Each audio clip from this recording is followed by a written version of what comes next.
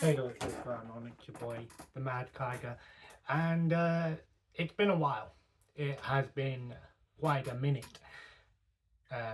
since I've last did a video. Um, I've been away for the past few weeks. Just had to get away for a while, um, and stuff. Just a lot of things going on right now, um, and yeah, I don't know, just a lot of things going on. But I thought I'd just do a little update, talk about some of the games I've been playing, what I've been watching, some highlights of some of the movies that I've watched. I mean, I start off with the games. So obviously, I was playing the Serious Sam collection, which was actually a lot of fun. I always had a soft spot for games like Serious Sam, just monotonous, chaotic, just tons of enemies and a lot of bullets and rockets and all of those good things. Um, Obviously, I know there was a fourth one which I have played. I thought I had it, but I didn't. It must have been on the Xbox I had it. And then I know they did like a standalone version for like a standalone DLC or whatever it was, which was an expansion for the fourth game. Um, yeah, I mean, you can't go wrong with games like Serious Sam, Painkiller, um, you know, those sort of games are a lot of fun, just arcadey, just blasting your way through a ton of shit, yeah? And then I played another game. I sort of went from one extreme to another, and I was playing Gravel, which was a rally. Well, I say rally, but it was more like a mix between rally, rally raid, rally cross, sort of off-road racing, trophy trucks, all of those sort of things. And I've got to say, that was actually a really, really good game. I picked it up like £3 something with all the DLC included. And it was a lot of fun actually. I felt like there was a good fine line between simulation and arcade. It was one of those games there where you can really fine tune your play style. If you want an arcade experience, just um, turn on all the assists or turn off all of the like the damage and all of that stuff. But if you want a more simulated experience, you can change it up a bit. Um, I've sort of got back into racing games over the past few years. There was a time where I just didn't touch racing games for years and years. But the game that actually got me back into racing games was The Crew 2.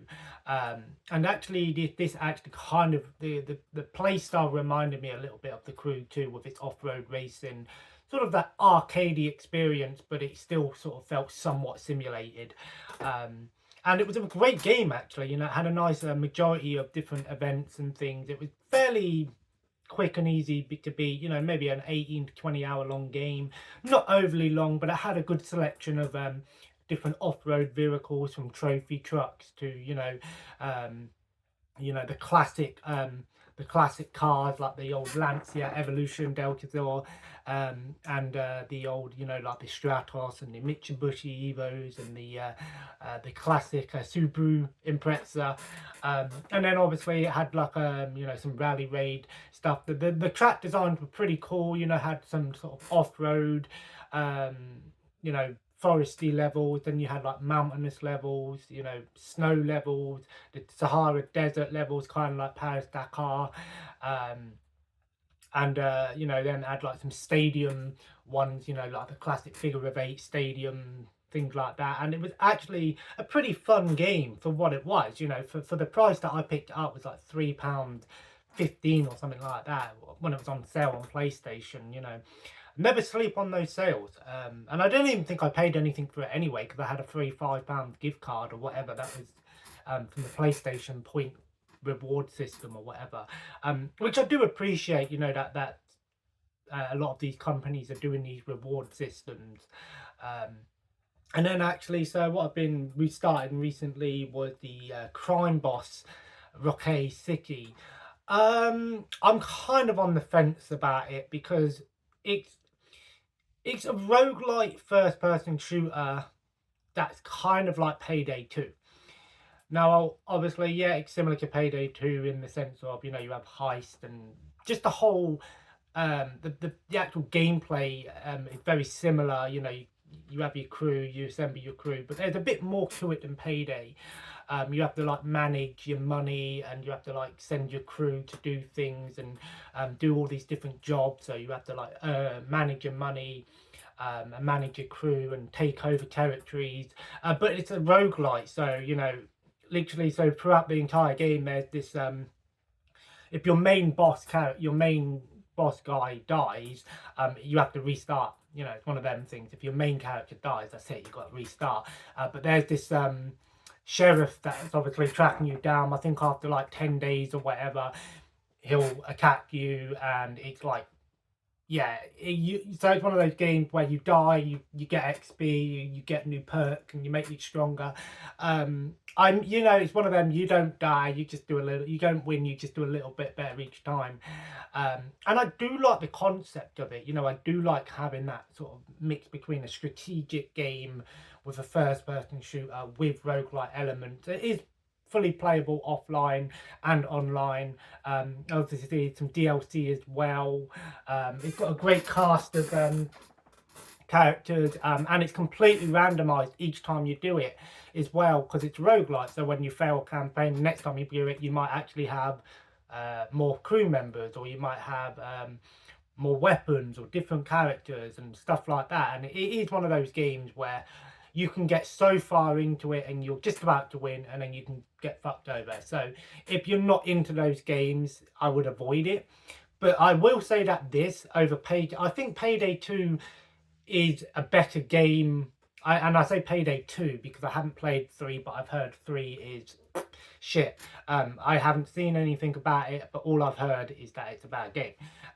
But the problem I have with Payday 2 is if you haven't got people to play with, the bots are just fucking shit. They will do nothing. Literally, all they do is shoot and revive. They don't loot nothing. They don't pick up any bags. But in Crime Boss, they actually do things. You know, you can switch between your crew on the fly. You know, there's a lot of different things you can do stealth element wise. You can give commands. So if you're like, oh, take that guard out for me so I can take this other one out, you can do all of that stuff. And actually, the bots are actually, they're not hyper intelligent. Like, don't get me wrong.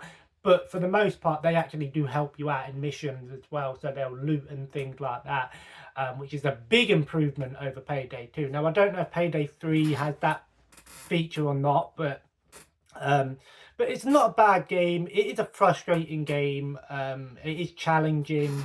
It's one of those games that you can play.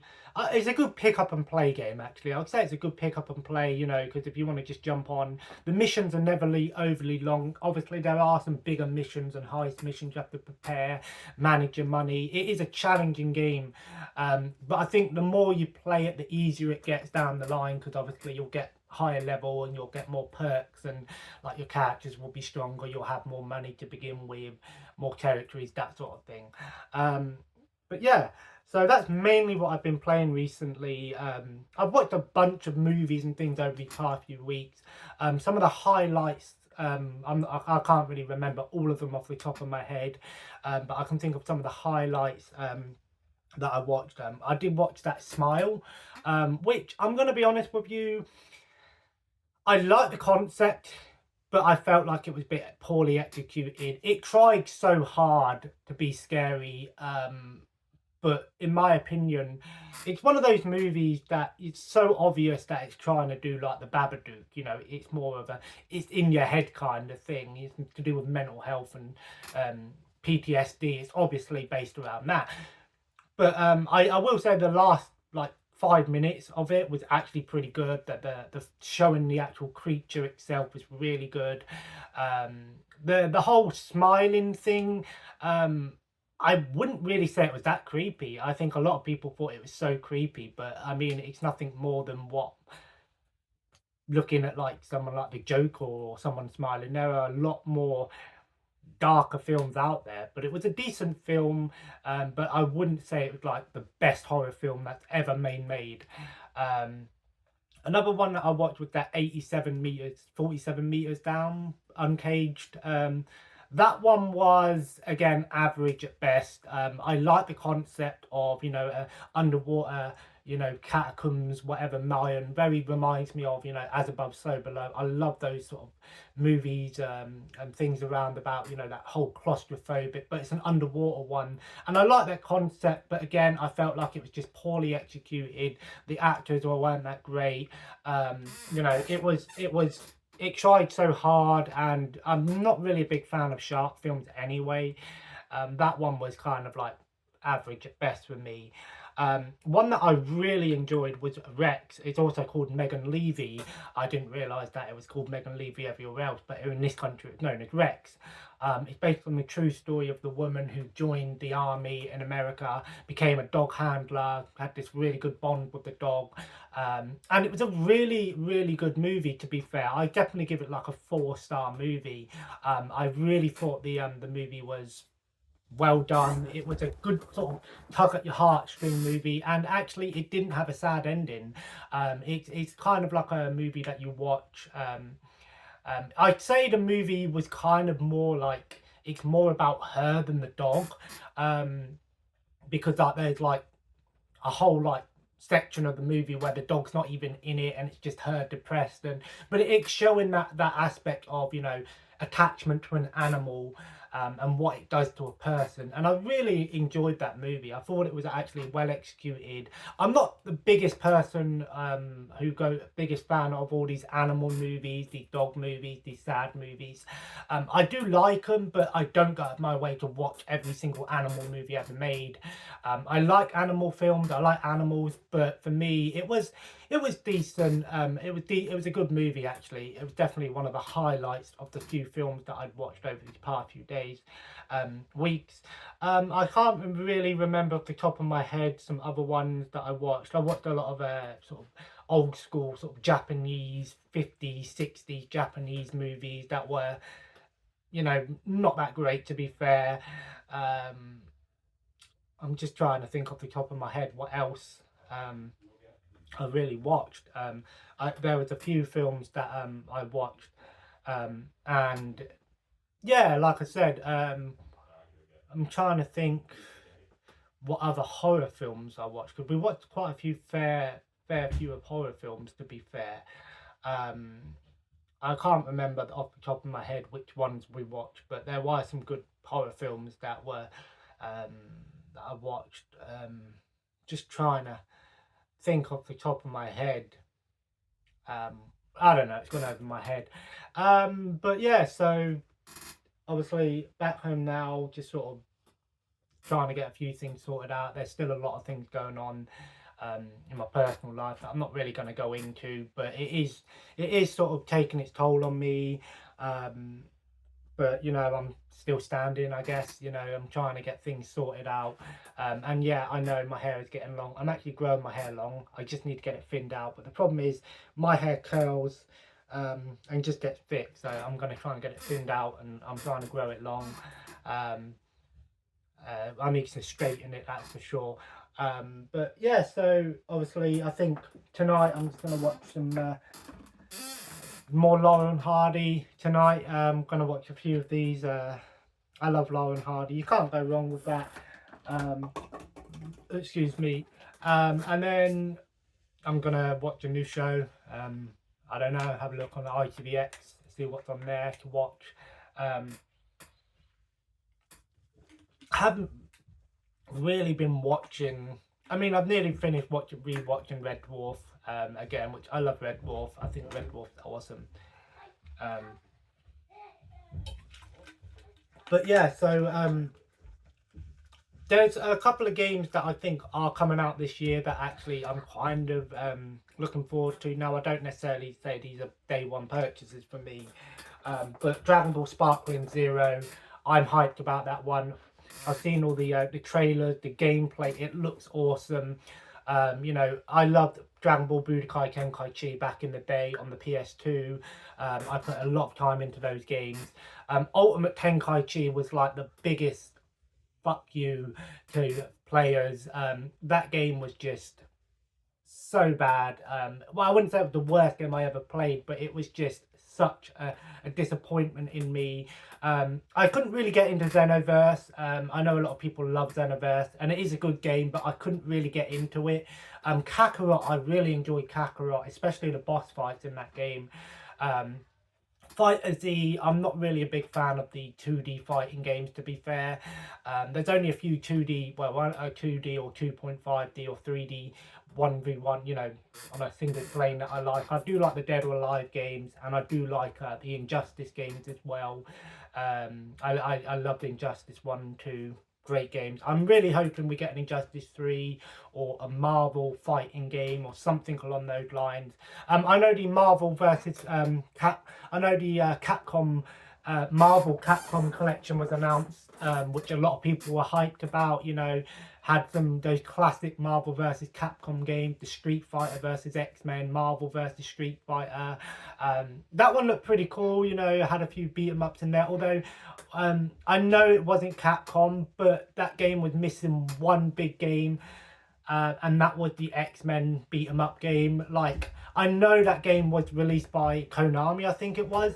But to me, like, they could have reached out to Konami and just said, look, we're making a retro Marvel fighting game collection here. Can we have the rights to X-Men, the arcade game? Because I don't even think the X-Men arcade game has been released on any home console. I think it might have been released on the Xbox 360 arcade back in the day. Same with the Simpsons arcade game, but it's never had an official release. You know, so obviously Metal Gear Solid Snake Eater remake, that one that I'm definitely looking out for. Will I get it? I don't know, but I'll definitely be watching playthroughs of that. I love the Metal Gear Solid franchise. Although I don't necessarily play them, I love the franchise as a whole. I love watching playthroughs of those games. Some of my earliest memories as a kid was watching my older brother play the Metal Gear Solid games. I love the story, you know, and obviously Metal Gear Solid 3 is probably considered to be the fan favourite. Of course, I still think the first one is my favourite, but yeah, the new Doom, of course, gotta have Doom. Doom in the Middle Ages or whatever it is, like more of a medieval Doom. That sounds awesome. I'm all over that. Again, I'm trying to think of there was another game that's coming out which is like a medieval, like, it's kind of like Serious Sam, but it's like you're like in medieval battlefields, but you're from the future. Basically, you have modern weapons and trucks and cars and tanks and helicopters and bazookas and rocket launchers and machine guns. That sounds right up my alley. I've seen some play. I don't know if it's coming out on console. I can't remember the name of the game, but that one, if it comes out on console, I'll be all over that. There are a few games that I'm sort of looking out at possibly trying to pick up over the next few months. I do want to get the Crew Motorfest because I really enjoyed the Crew 2, and I need to get back into some sort of racing game. Gravel was a lot of fun to me. So yeah, yeah, I mean, there are some good games coming out this year, but again, I'm not one of these people that have to go out and buy games day one anymore. You know, I don't play games every single waking hour of every single waking moment of my life. So I'm like, it doesn't bother me, like, if I don't get a game day one.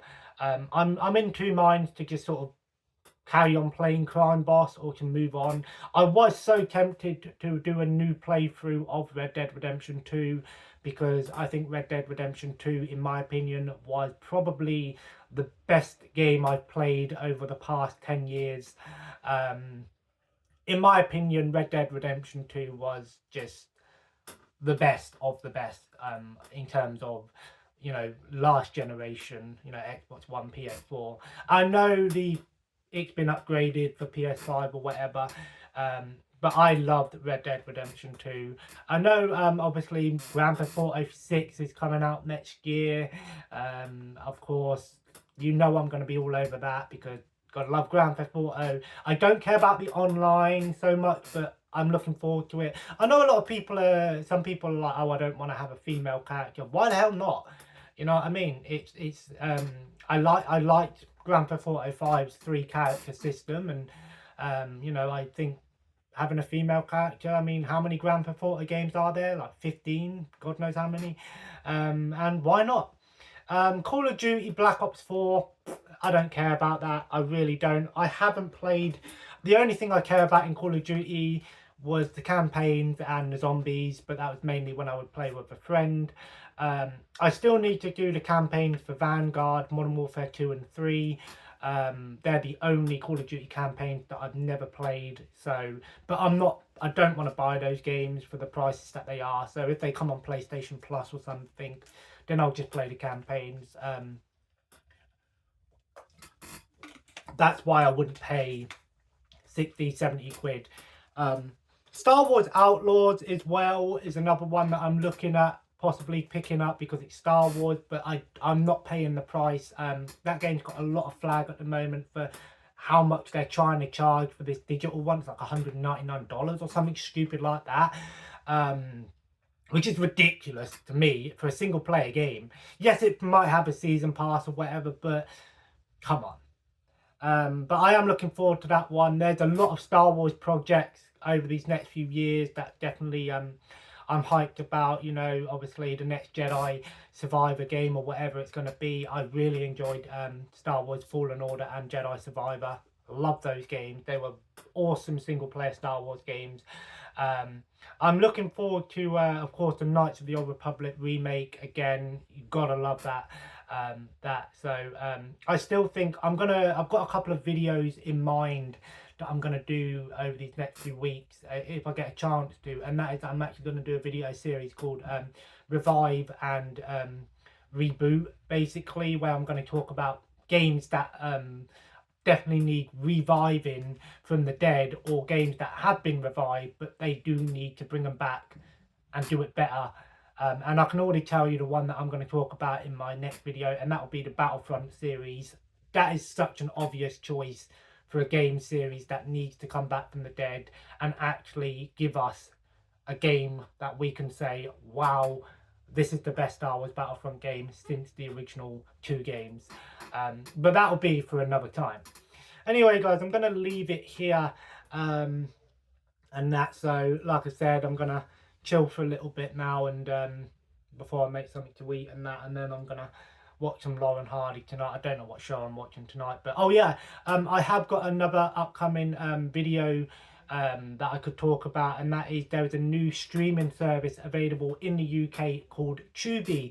I kind of looked at it. It is a free streaming service. It's kind of like Freevee or Pluto, something along those lines. I had a look at it, and actually, you know, it's been around in America for years apparently, and it's got like over 240,000 movies and series on there, but in the UK it's released with like 20,000 series, which is still like triple the amount that's on Netflix. Is the content as good? Well, from my first impressions, I've had a little look on there. There is a good selection of movies and stuff like that, and it's free, so I mean, you can't really go wrong with it. I don't know how frequent the ads are. I've heard that the ads are normally like every 12 to 15 minutes, and it's similar length ads to, you know, maybe like Freevee or Pluto. So, but again, in this day and age, I mean, we've got phones and stuff like that, so when an ad comes on, we can just look at our phone for 5 minutes or whatever.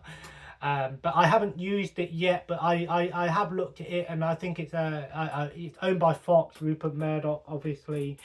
So again, I'm all for new streaming services here in the UK. But anyway, guys, I'm going to leave it there. Guys and dolls, whatever you call yourself, I don't care. Everyone. But anyway, I will leave it there for now. I've got a few videos that I've got in mind, so I definitely want to try and get back into doing videos a little bit more, try and do stuff again. But anyway, guys, I will leave it there. If you enjoyed this video, leave a like, and of course comment below what you've been playing, watching recently, any of the games or movies that I've talked about in this video, what your opinions on them are. And of course let me know what upcoming games or TV series or movies that you're looking forward to. And as always guys, have a nice day, and I will see you in the next video. Take care and bye bye.